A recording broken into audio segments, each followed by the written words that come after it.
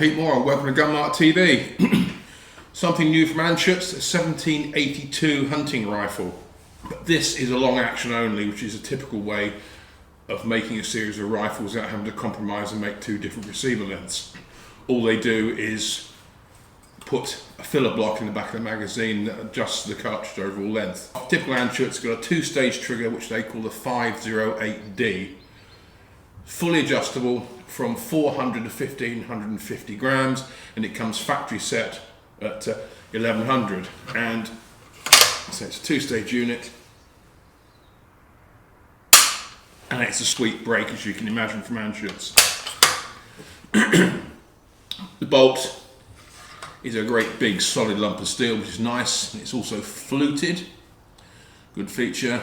The lockup is 6 lugs, 3 and 3 staggered, with the usual setup with a plunger ejector, and in this case quite a large extractor claw. This is the tail of the striker, which when it's in the gun, as you can see, acts as a cocked action indicator. If you watch this, pop it down. The handle is slightly swept back, which is good for positioning, and it's got a big plastic ball end, which again is good for just general manipulation.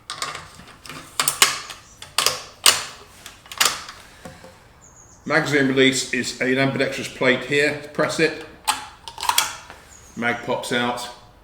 Mag's are stainless steel, which is quite nice. Marked up for caliber. This one's marked up for 243 Win, a 6.5 Creedmoor, and obviously that means it will take 308 as well, and anything similar. 3 round capacity in standard calibers, 2 in the larger ones. Say this gun is in 243 and it's got a 20-inch tube, which I do feel, from personal experience, is a little bit short for a 243, because in the UK we have to make, for large deer, the 1700 foot-pound rule. The receiver is long action. It comes with integral Picatinny bases front and rear. I did find on mounting the scope, the importer's RUAG sent me a Mio Pro 3 to 18 by 56, which is quite nice. That you need quite a long body tube. See here, I've got the front mount all the way to the rear, and I had to move the rear mount a lug forward just to get the spacing. So there's very little movement for getting your proper head position. But in this case, it seems to be all right, but it is a little bit of a stretch. So that's a consideration. If you have quite a compact scope, you might not be fitting successfully. As ever with anything Anschutz, the whole thing just screams quality. Very nice walnut stock, indeed. Love to smell that with a little linseed oil. Medium checkering. This one is right hand palm swell, comfortable. You get a number of options. There's this, which I would call the standard. There's a hog's back, which is sort of the European / German style, where the comb is raised and curves down.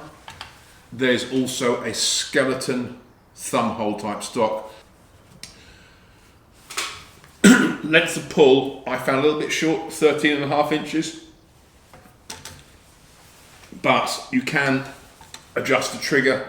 You can move the whole blade forward. There's an Allen key here. You can move the whole blade forward for about 1/2 inch, which to a degree makes up for it. And also, because of this almost fixed mounted position on the scope, a shorter length of pull tends to suit the eye relief better. But it's just how they've done it. It's got a slim recoil pad at the back. It comes with QD sling swivels, front and rear. Mounts Harris, no problem. Up front is 15 by 1mm thread.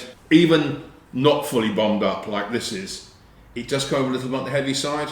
Some people might be a little bit surprised at how meaty it is. The safety catch is a simple rolling lever. Pulls back for safe. Forward to fire, red dot exposed. Under here you can see the trigger blade, and if you're looking closely, there's a little Allen key there. You can adjust that and move it backwards and forwards to suit yourself. Here we see detail of the magazine release. So it's ambidextrous. You just push it forward. Mag pops out. So that's a 3-rounder, and as you can see, it's the filler block at the back, which gives you the correct positioning for COL of any sort of cartridge. Inside there, once you take the bottom metal off, is an aluminium bedding plate, which is quite nice. So you have, if you like wood, then you've got all the beauty of a good wooden stock, but knowing inside you've got a solid metal surface that the action bolts into, which is never a bad thing, because beauty is one thing, but accuracy is what it's all about. Checkering is actually quite smooth. It offers a bit of grip. I'd like something a bit more aggressive.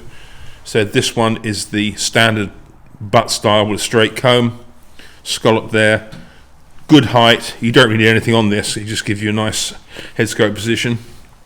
Fore end, again quite big and wide, rounded, free floats the barrel. Okay, here's the magazine again, just to show how it fills, quite easy. Rounds just pop in the top, clip in quite nicely. To a capacity of 3. Importers RUAG sent me one type of ammunition for the rifle. It's the Norma Tip Strike 76 grain. You look at the picture of the fox on it, it's really more of a sort of a varmint round. They are saying it's going to do 3,445 feet per second at the muzzle and generate an energy of 2,003 foot-pounds. So it's a fast, flat shooter. Again, this is the sort of thing you'd use if you wanted to, obviously on foxing, and then you'd move up to in my personal opinion, a heavier bullet for roebuck and upwards. This is my reload for my 243 Win. It's a 100 grain nozzle partition, shoots about 3/4 inch, and is generating round about sort of 1,950 foot-pounds. And it's just a bit more bullet. There's nothing wrong with this. It's a good load if you sort of keep it within the animals you're going to shoot. So that's what we'll be shooting today. Put it over the chronograph and see what it does.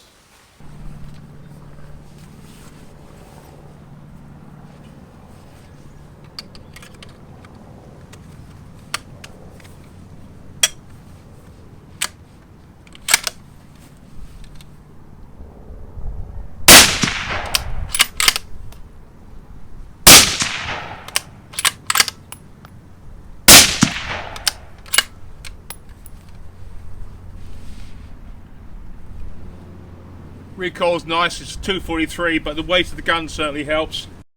Action's lovely and smooth. That's the group at 100 metres with a Norma Tip Strike. That's about 1/2 inch, which is pretty damn impressive. And that's with my 100 grain Nosler partition reload, which is probably about 1.25 inches thereabouts. Good enough to kill a deer, but not that impressive.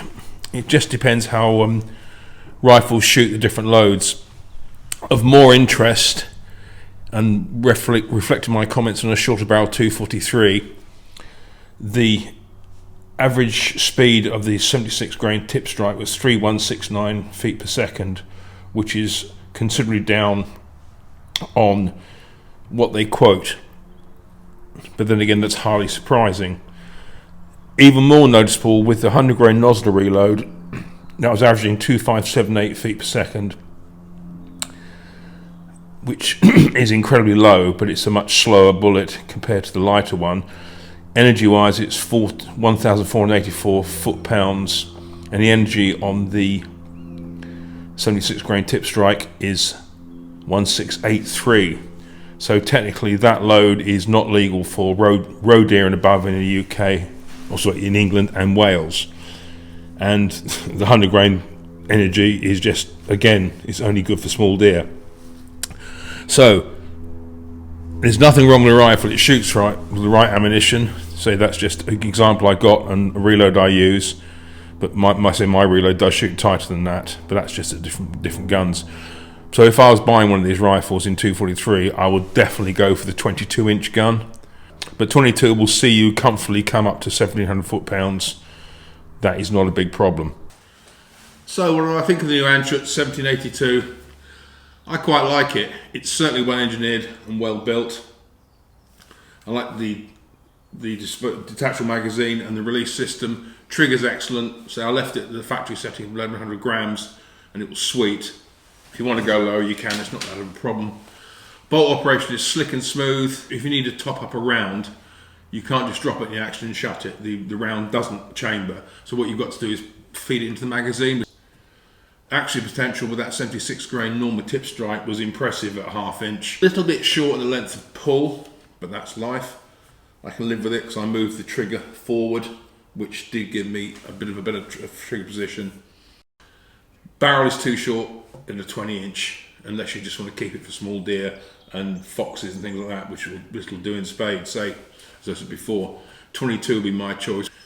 And it's a little bit heavy, but then again, we understand why, because it's made on a long action rather than the short action. Feels nice, it's handy, looks good. Price wise, you're looking at the thick end of £2,000. And the other thing to think of is you have quite a long distance between the scope mounts, as you can see here. This is scope sitting there, and there's very little room for movement in terms of eye relief, but really no complaints. There's different calibers to choose from, different barrel lengths to choose from, different stock options. I'd probably go for the skeleton thumb hole because I quite like that. I've used it before. But there it is. Different rifle, quality make, quality build. You can't knock Anschutz and not make a good gun. And I think they have. So, if you like what you see, tell your friends, comment. And if you need to speak to me about anything, it's pmore.shootingsports@gmail.com, and support the website. So, good shooting, I'll see you later.